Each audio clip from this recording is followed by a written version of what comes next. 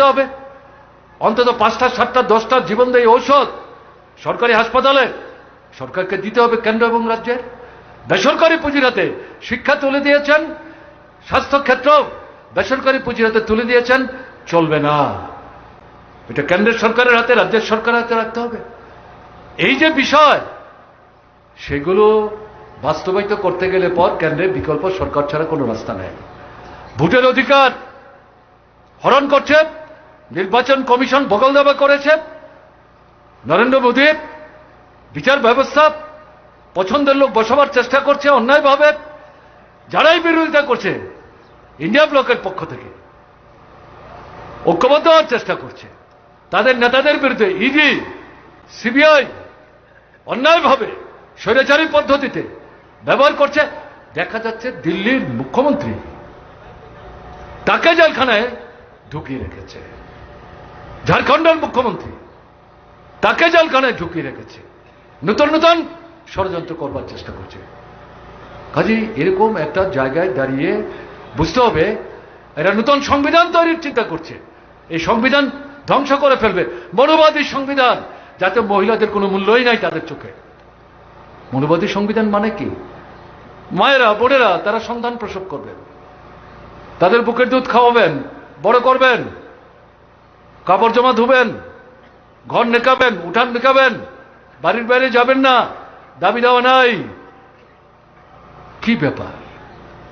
মায়েদের বোনেদের এরকম সমর্থন করেন? এটা আমরা তো করি না, আমরা করি না তো। এটা তফসিলি, উপজাতি, ওবিসি এদের ক্ষেত্রে বলছে এদের তো জন্মই হয়েছে, ভগবান তাদের সৃষ্টি করেছে উচ্চবর্ণের যারা তাদের পদ সেবা করবার জন্য, এরা মানুষ না।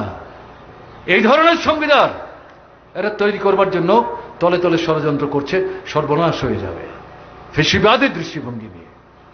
কাজেই একে প্রতিহত করতে গেলে পরে, প্রতিরোধ করতে গেলে পরে এদের পরাস্ত করা ছাড়া কোনো রাস্তা নেই। সম্ভব 77-এ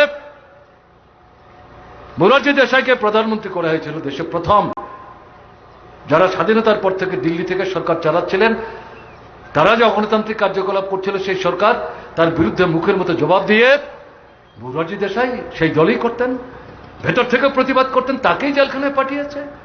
সেই ভদ্রলোকই প্রথম প্রধানমন্ত্রী হলেন।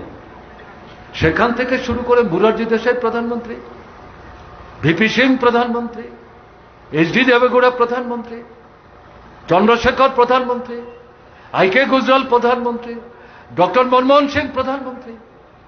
কি করে হলো? দলীয় শক্তির জোরে না। আজকে যেভাবে আমরা ইন্ডিয়া ব্লক তৈরি করেছি, সেই সময় এরকম দলগুলো একটা জায়গায় এসে শাসন ক্ষমতায় যারা ছিলেন, অত্যাচারী দৃষ্টি নিয়ে, জনবিরোধী ভূমিকা নিয়ে, লুটেরাদের স্বার্থ রক্ষা করবার জন্য যারা কাজ করছিলেন, গণতান্ত্রিক অধিকার হরণ করছিলেন, ভোটের অধিকার হরণ করছিলেন, রাজ্যের ক্ষমতা হরণ করছিলেন, সমস্ত ক্ষমতা কেন্দ্রের হাতে কুক্ষিগত করছিলেন, এর বিরুদ্ধে এদের পরাস্ত করে ভারতবর্ষের 15 থেকে 18 জন প্রধানমন্ত্রী দেখেছেন ভারতবর্ষের মানুষ 51-52 সালের পর থেকে, জওহরলাল নেহরুর পর থেকে। এর মধ্যে প্রায় 8 থেকে 9 জন এরকম বিকল্প প্রধানমন্ত্রী ভারতবর্ষের বিভিন্ন রাজনৈতিক দল সেখানে তৈরি করতে সক্ষম হয়েছেন।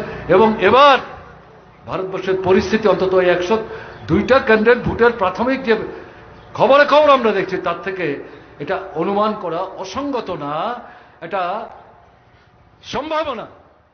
বিকল্প সরকার, নতুন প্রধানমন্ত্রী তৈরি করার সৃষ্টি হয়েছে। এই সম্ভাবনাকে বাস্তবায়নের জন্য পূর্ব আসনে রাজেন্দ্র রিয়াংকে কাস্তাহতরি তারকা চিহ্নে বিপুলভাবে ভোট দিয়ে জয়যুক্ত করে আপনারা আপনাদের ঐতিহাসিক গণতান্ত্রিক যে দায়িত্ব, ত্রিপুরার মানুষের যে উন্নত গণতান্ত্রিক চেতনা যাকে ধ্বংস করছে বিজেপি, আরএসএস, তার বিরুদ্ধে রুখে দাঁড়িয়ে সে লুণ্ঠিত আপনার যে মর্যাদা তাকে পুনরুদ্ধার করবার ক্ষেত্রে গুরুত্বপূর্ণ ভূমিকা নেবেন, এই বিশ্বাস নিয়ে আপনাদেরকে অভিনন্দন জানিয়ে আমি আমার কথা বলা শেষ করছি। ভালো থাকবেন। আমার নমস্কার।